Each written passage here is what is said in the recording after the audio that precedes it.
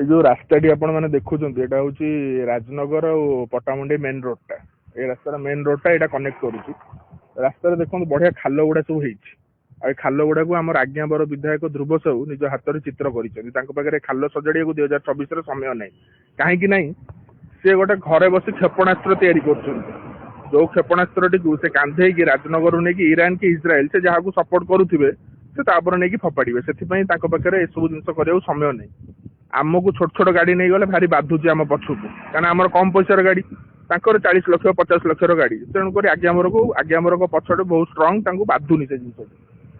ये रास्ता एमती लड़ाई चली 2026 होगा निजक लाज लगुच खराब भी लगुच कह लगी 2026 आम गोटे रास्ता आज ये फाइट कर सब इंटरेस्टिंग कथा हूँ आगे गोटे गाँ अच्छी ता ना हूँ श्यामसुंदरपुर सेमती आहरी बहुत सारा गाँ अच्छी जो आज 2026 भी गोटे पानी कनेक्शन पहुंची पारानी गवर्नमेंट पानी पहुंची पारानी कि सेठी हमर स्ट्रीट लाइट व्यवस्था नहीं ये खाल चारिआडे एमती चली आज्ञावर आमर मिसाइल तैयारी कर व्यस्त थे